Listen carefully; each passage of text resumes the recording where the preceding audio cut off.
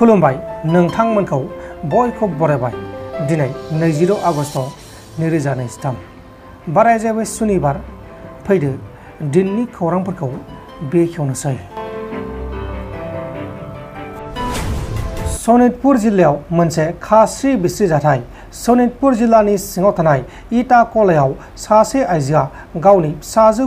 गथ' गोरलैखौ बुथारनानै गोथै सहखौ सिरि सिरि फबना दोनखुमानायनि जाहोनाव पुलिसजों एरेस्ट खालामजादों। हमजानाय दायनिगिरि बिमानि मुङा जाबाय आनवारा खातुन, मुस्लिम आइजो। आनवारा खातुना हिन्जावसा गथ' जोनोम जानायनि जाहोनाव बे जाथायखौ इनाय खालामदोंमोन। उनाव लकेलनि मानसिफोरा पुलिसनो खोन्थाहरनायनि उनाव गासैबो जाथाया सोराङाव फैनायनि उनाव दायनिगिरिया पुलिसजों एरेस्ट खालामजादों। जरहाट जिल्लानि सिङाव थानाय मारियानि ओनसोलाव साहा बागानाव खामानि मावग्रा सासे मावथिया साहा बागानाव साहा बिलाइखौ खाबाय थानाय समावनो लख्राजों गाग्लोबजानानै गोब्राब जोखोम जादों। लख्राजों गाग्लोबजानाय सुबुंनि मुङा जाबाय सुरुज पानिका आरो बे जाथाया सनाल साहा बागानाव जादोंमोन। बे समाव जोखोम जानायखौ फाहामसालियाव फाहामथायगासिनो दङ। थांनाय 2012 मायथाइयाव केस रेजिस्टार जानायखौ आं मिथिया, बेखौ गबिन्द बसुमतारी आरो सानजाराङासो मिथिसिगौ। बिसोरो दिसपुराव थांनानै जनायहैदों होननानै हाग्रा मुलारि बिथाङा खौरांगिरिफोरनि सोंथि खालामनायाव खौरांगिरिफोरनि सिगाङाव रोखा बुंथिदों। नेपाल हादोरनि काठमान्डुनिफ्राय जनकपुर लामाजों थांबाय थानाय गंसे बास गारिया हरखाबै जाब्रबथाय जानानै भारत हादरनि सा 6 सुबुङा जिउ गोमादों आरो गुबुन सा 19 सुबुङा गोब्राब जोखोम जादों। बिसोर बासजों नेपाल हादोराव मन्दिर खुलुमनो थाखाय थांदोंमोन आरो गासैबो सा 27 सुबुंफोरा राजस्थान रायजोनिफ्राय थांनाय जादोंमोन। बिटिआरनि लेङाइ गाहाय खुंगिरि आरो आसामनि एमएलए गबिन्द चन्द्र बसुमतारी बिथांखौ गुबुन सासे हिन्जावखौ लाना खारनानै गोमानानै दं होननानै बुंदोंमोन बा फेसबुकनि गेजेराव फोसावदोंमोन। दा बेनि सायावनो इउपिएल हानजाया पुलिसनो केस होनाय जाबाय आरो दायनिगिरिखौ थाबैनो एरेस्ट खालामनानै आयेननि बायदि साजा होनो थाखाय दाबि खालामनाय जादों। बिटिसिनि डिपुटि सिएम आरो एमएलए गबिन्द चन्द्र बसुमतारी बिथांखौ आलमा दैमारि मुंनि सासे हिन्जाव लाना खारदों होननानै फेसबुकनि गेजेराव फोसावदोंमोन। थांनाय मोनायाव जोंनि मानगोनां बिटिआरनि मानगोनां डिपुटि चिफ गबिन्द चन्द्र बसुमतारी सारनि सायाव सासे बेक्तिया अर्थात बिपिएफ हानजानि माखासे आइटि सेलफ्रा नंखाय माखासे बिथांमोना फोसावदों। दा बिनि सायाव आङो बेखौनो बुंनो सानदों जे बेबायदि फोसावनाया दिनैल' नङा, बिथांमोना जि समनिफ्राय जोंनि बिटिआर गभर्नमेन्टआ सरकार सालायबाय थादों बे समनिफ्रायनो बिथांमोना मा खामानि मावनो आरो बिथांमोना खामानि मावनो थाखाय बिथांमोना नागिरना मोनैनि जाहोनाव बिथांमोना माखासे आइटि सेलफोरखौ बेबायदि गोख्रों खालायनानै बेबायदि नङा जोंहा बेनो आबां जाबां बाथ्राफोरखौ बिथांमोना फोसावबाय थायो। मालाबा शिब सारनि ओंखाम जानायखौ बिथांमोना फोसावो, मालाबा बेबायदिनो सोरनिबा गाज्रि माखासे एकदम एलिगेसन लाबोनानै फट' बुजाबलाबायनानै बिथांमोना बेबायदि फोसावनायखौ जों नुनो मोन्दों। थिग बेबायदिनो मैया बिथांमोना जोंनि मानगोनां डिपुटि चिफनि मोनसे भाइरेल फट' सासे आइजोखौ लानानै खारदों होननानै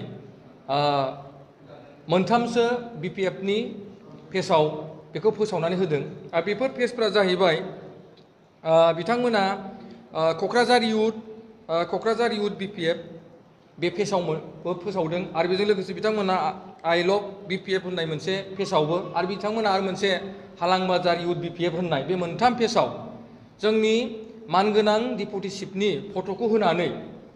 सासे मा होनो आइजो, जाय आइजोआव बिथाङा मोनसे समाव बै समाव बिथाङा जेब्ला आफादाव दंमोन बे आफादाव थानाय समाव बिथाङा बे बेक्तिजोंनो बे आइजोजोंनो गोबां माने न'नि मोनसे सम्पदखौ लानानै बिथाङा बेबायदिनो गोबाव सम सोलिबोदोंमोन आरो बिथाङा माजे माजे अननानै आरो बिथाङा दा जोंनि रेसपेक्टेड सासे चेयारपार्सनबो बे आइजोआ। दा बे आइजोजोंनो जोंनि डिपुटि चिफखौ मोनसे एलिगेसन हिसाबै लाबोदों आरो बे एलिगेसनखौ लाबोनाय सासे बेक्तिया बे आइटि सेलखौ क'क्राझारनि जि आइटि सेलनि जाय एडिटर जानानै दिनै सालायबाय थादों बिथाङा जाबाय, बिथांनि नामा जाहैबाय मा होनो पेंकु ब्रह्म होननानै बुङो। बिथांनि अलरेडि जों फट'खौ मोनखाबाय आरो बिथांखौ जोङो बिथांनि बिफाया जाहैबाय लेट सुरेश ब्रह्म आरो बिथाङा जाहैबाय गामिया जाहैबाय सिलिगुरि पस्ट अफिस पाटगाव आरो PS सेरफांगुरि आरो डिस्ट्रिक्ट क'क्राझार दा बे व्यक्तिखौ जों अलरेडि मिथिखागौ आरो बे व्यक्तिया खामानि गैयै सासे व्यक्ति आरो बिथाङा बेबायदि आबां जाबां थालाबायो दा बिथाङा इउथ BPFआव थानानै बेबायदिनो जोंनि UPPनि सायाव गाज्रि माखासे एलिगेसन लानानै नंबां बाजां माने बिथाङा जोंनि समाजखौ मोनसे गाज्रि थासारिनि गेजेरजों बिथाङा माबा माबि लिरनायखौ जों नुबाय थादों दा ओंखायनो आं बेखौसो बुंनो नागिरदों जों बिथांनि सायाव अलरेडि आं मोनसे FIR होनाय जाबाय आरो बिथांखौ आं सानो दिनै जोंनि क'क्राझार SP आरो लोगोसे DSP लोगोसे क'क्राझार OC बिथांमोनखौ आं खावलायो थाब बिनि सायाव एक्सन लानांगौ नेसेसारि एक्सन लानांगौ आरो बेबायदि व्यक्तिखौ जोंनि समाजनिफ्राय गोजानाव दोननांगौ मानोना बेबायदि व्यक्तिफोरखौ जों जेब्ला स्कप होयो बिथांमोना समाजखौ मोनसे गुबुंले थासारियाव लाबोयो दा आं आसा खालामो जे दिनै बे व्यक्तिखौ हमनायनि गेजेरजों आरो बिथांनि साजाखौ जाहाथे निस्सय जोंनि पुलिस प्रशासना होगोन आंहा आसा दङ आरो डिपुटि चिफ सारा जाहाथे मोनसे इनायखौ मोननो हायो आरो बिथांनि जाय आइजोखौ जाय डिपुटि चिफजों मोनसे गाज्रि मोनसे एलिगेसन लानानै फोसावदों जाहाथे बै आइजोआबो मोनसे जास्टिसखौ मोननो हायो दा बे जास्टिसफोरखौ नायनानै जों मोनसे FIR होनाय जादों आरो थाबनो बिनि सायाव नैबे पिंकु ब्रह्म होननाय व्यक्तिखौ थाबैनो पुलिसा बे मा होनदों 24 घन्टानि गेजेरावनो एरेस्ट खालामनांगौ आरो थाबैनो बिथांखौ एक्सन लानांगौ आरो बेखौ आङो सासे UPPनि कर्मी हिसाबै आङो डिमान्ड खालायो आरो प्रशासनखौ मानोना जोंनि दानि सेंग्राफ्रा लाइमोन सेंग्रा सिख्लाफोरा जोंनि माखासे मा होनदों रेसपेक्टेड माखासे बेबायदि प्रट'कलफोरखौ बिथांमोना मानिया आबां जाबां बिथांमोना मोनसे इउटुब खुलिनानै बेबायदिनो फेसबुक खुलिनानै गोबां बिथांमोना आबां जाबां लेथ्रा लिरनाय मानाय बुंनाय बेफोर रावफोरखौ जों नुनो मोन्दों दा बिनि गेजेरजों जोंनि बर' हारियाव जोंनि बर' समाजाव बा जोंनि BTR ओनसोलाव बेबायदि मोनसे गाज्रि बारहावा थासारिखौ जोङो फैबाय थानायखौ नुनो मोन्दों दा बेफोरबायदिनिफ्राय जाहाथे नैबे पिंकु बायदि ब्रह्म व्यक्तिखौ हमनानै जेब्लासिम जोङो एरेस्ट खालामनो हाया पुलिसा अब्लासिम बेबायदि थासारिया थाबाय थागोन आरो जोंनि क'क्राझार ओनसोलाव बे व्यक्तियानो मा होनदों मोनब्रै मोनबा सयथा सातथा पेज खुलिनानै आबां जाबां माने बिथांमोना माने रस होनानै बेबायदि बाथ्राफोरखौ माने फोसावलाबाय थायो दा बेफोरबायदिनिफ्राय जाहाथे जानगार थानो हायो आरो बे पिंकु ब्रह्म होननायखौ 24 घन्टानि उनाव एरेस्ट खालामनांगौ जोंनि क'क्राझार जिल्ला प्रशासननि सायाव जोंहा फोथायनाय दङ आरो जोंहा क'क्राझार थानानि सायाव फोथायनाय दङ बिनि सायाव जों अलरेडि जोङो FIRबो होनाय जाबाय आरो आं सानो थाब बिनि सायाव एक्सन लागोन होननानै आसा खालामो BTRनि गाहाय खुंगिरि प्रमद बर' बिथांनि सायाव हाग्रा मुलारि बिथाङा गोख्रों बिबुंथि होदों प्रमद बर' बिथाङा सोर बेखौ सिनायै रावबो बाखि गैला बे बाथ्राखौ बिथाङा खौरांगिरिफोरनि सिगाङाव रोखा बुंथिदों जोङो बुंदों जे जेराव मन्त्रि दङ UPPLआ MLAफोर दङ एखेलगे BJPजों थानानै सरकार सालायगासिनो दं बे सरकार थासेयावबो बोरै लांनो हाखो थारमाने बिथांमोना जेबो बुङा CM सारखौ हयथ' रिकुवेस्ट खालामबा दिनै दिनाव हरफिनगोन बिथांमोना बुङाखै जायनि फलाव दिनै तामुलपुर साब डिभिजन जुडिसियेल कर्टआ मुसलपुराव जाबाय थायोमोन बिनि बिसारा दिनै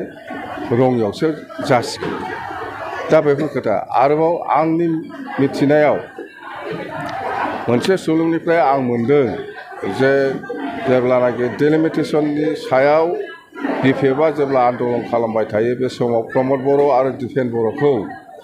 CM सारा लेंहरदों होननानै आङो मोनसे सुलुंनिफ्राय मोनदों आरो CM सारा सोंदोंमोन जे नोंथांमोना बे डिलिमिटेसननि सायाव मा बुङो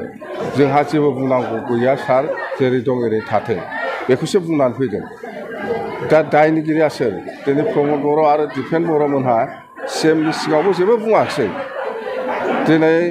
क'क्राझाराव जिथु एसेम्बलि समस्ति बानायदों बे सेटिसफेक्सन नङा रायजोफ्रा बनगावआ दिनै मोननै मोनथाम समस्तियाव गावलांबाय